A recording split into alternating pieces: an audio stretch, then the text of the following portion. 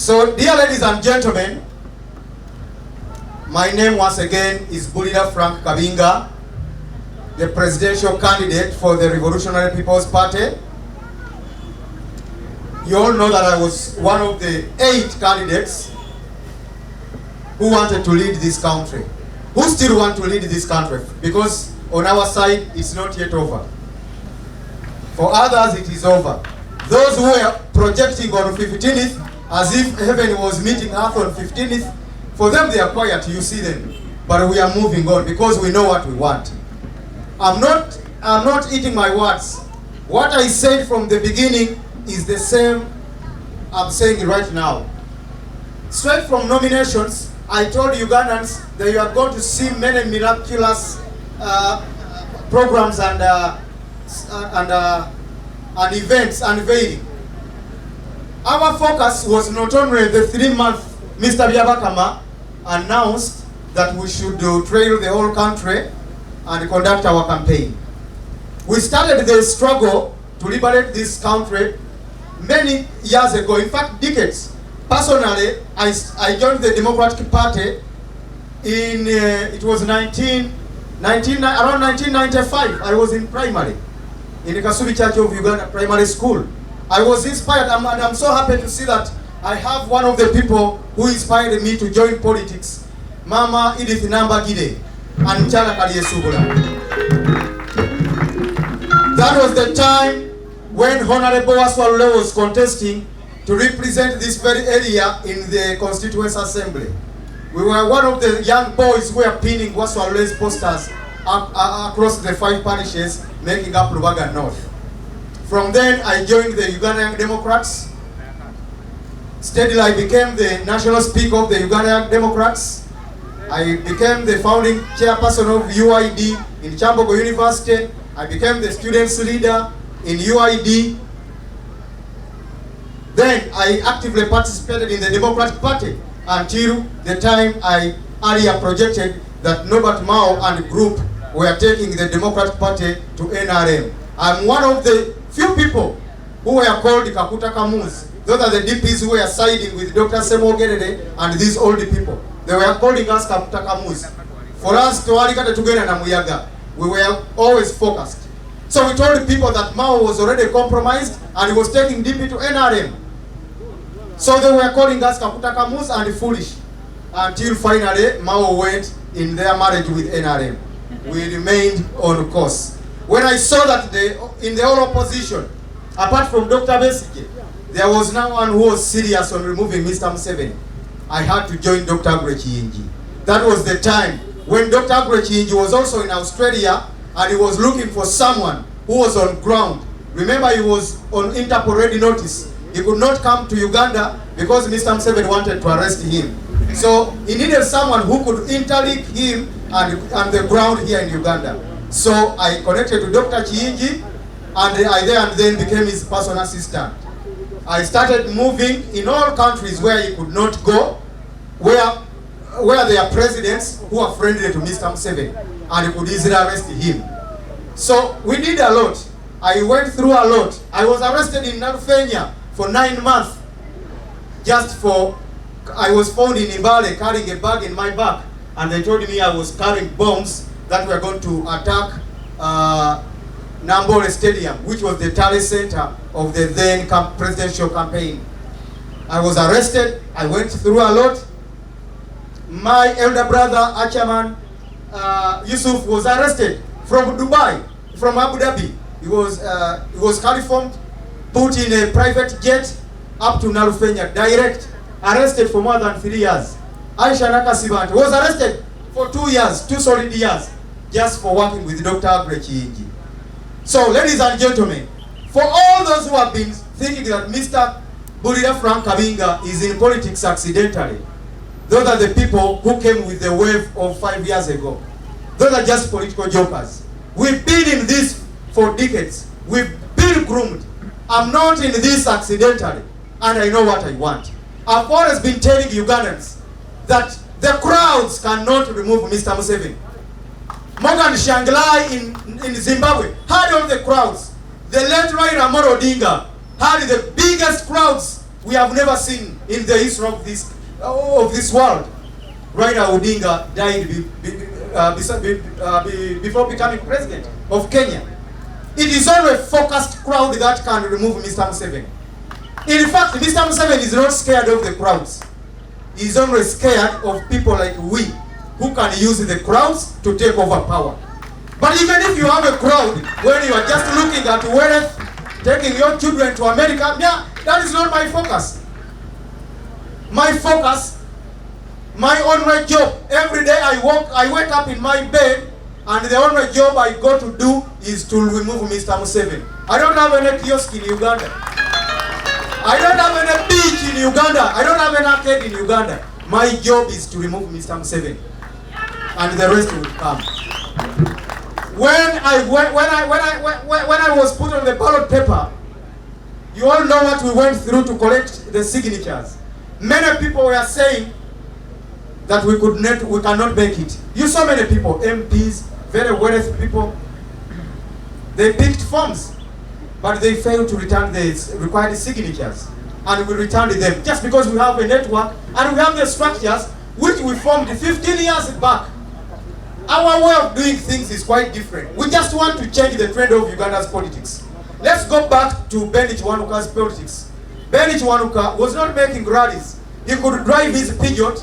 He goes to Chotera. He sleeps in homesteads. They sleep on a campfire. They talk about the politics of Uganda and Africa. And that is how Benny Chiwanuka was able to mobilize for the Democratic Party then.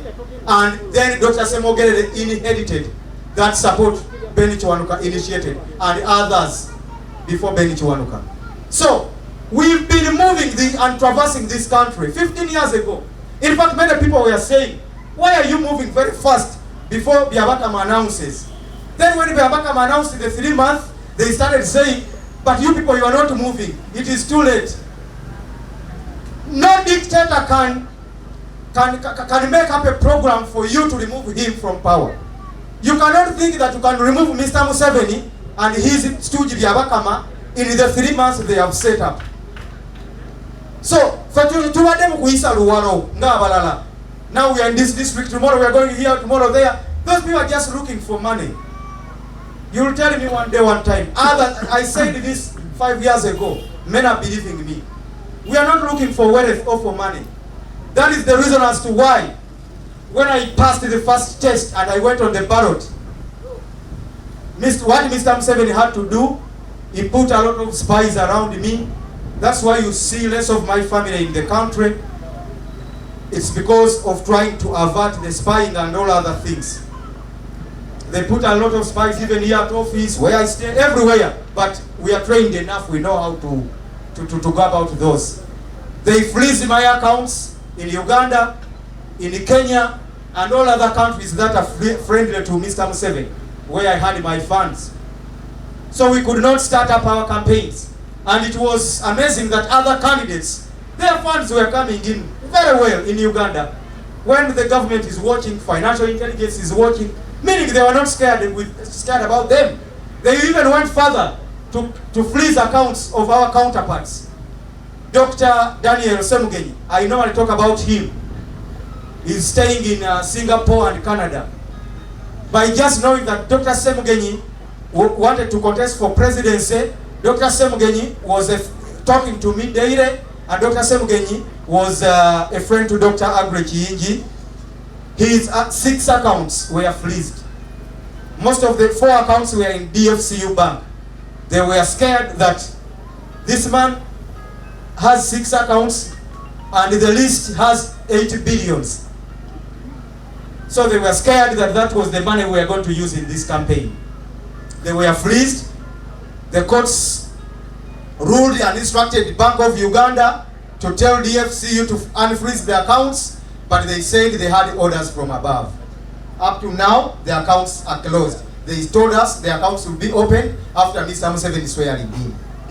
So many people have been asking, why we've been not moving? But Mr. Museveni has been moving with his other 60 counterparts. I would call them his counterparts, because he's used to winning them. And they say, they say, Mukama wageze tulirabireyo Mukama yamanyi. and we are not that type. That's why I'm telling you it is not over. So, dear ladies and gentlemen,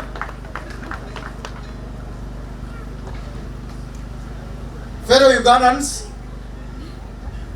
members of the media fraternity, distinguished guests and colleagues, all protocol observed, I stand before you today with deep gratitude and a strong sense of responsibility as the flag bearer of the Revolutionary People's Party. First and foremost, I wish to sincerely thank our strategic team, the strategic campaign strategic team. We've been having a strategic team because we had plan A, plan B up to Z. I think we are now on plan B. Plan A started and we phased out plan A. We had a strategic team, and after our counts we are pleased at our campaign being curtailed. We had to avert and put up a strategic team that could do the smart campaign and all other modes of campaigning. I would like to thank the manifesto team, the manifesto development team, the members, I think they are not around, the smart campaign team, and the entire media fraternity. You've been so friendly to us. You've stood with us throughout this journey, and your commitment and courage and professionalism has always kept our message alive across the country and the continent of Africa, often under difficult circumstances. You remember many of our people, even 2 days before the voting date, we had more than 16 people who were arrested for just pinning our posters. People in Abim, in Buyende, and even here in Lubaga around Ring Road, people were arrested for pinning my posters. Yet we were in the campaign season. The campaign season was still on, and no candidate faced such. I also extend my heartfelt appreciation to all Ugandans, men and women from every region, from the 16 regions and federal states making up Uganda, who placed their trust in the Revolutionary People's Party presidential candidate. From the 97% of the tallied votes, to me and to our strategic team that was working in the background, and our backup talent center in Johannesburg, we garnered 65,425 votes, and 65,425 Ugandans stood with us, representing 0.61% of the national vote, which puts us in the fourth position. And these votes are not mere statistics; they are voices of convictions and a clear signal that the desire for change and justice and the inclusion remains alive. While the Electoral Commission declared the results, giving me 45,959 votes, representing 0.415%. That differs from our tallied outcomes, which put us in the Electoral Commission, putting us in the 5th position. We must, as the RPP, also speak honestly about the constraints we faced. The deliberate incapacitation of our resource pool significantly limited our ability to conduct the number of rallies and grassroots engagements we had promised to Ugandans. This affected our reach, but it did not weaken our resolve. Our mission was never a short-term contest. It is a long-term struggle for the full liberation of our country, Uganda. Our commitment remains firm to continue working tirelessly, peacefully, and to strategically build an inclusive Uganda, and a Uganda that recognizes all regions and empowers all citizens and advances a new federal agenda in the year 2026. To our supporters, partners, and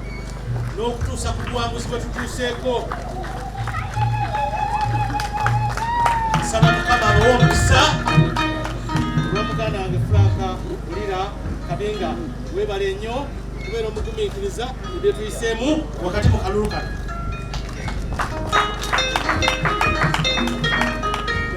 Toyanziza toyanzeege Mr. Igambi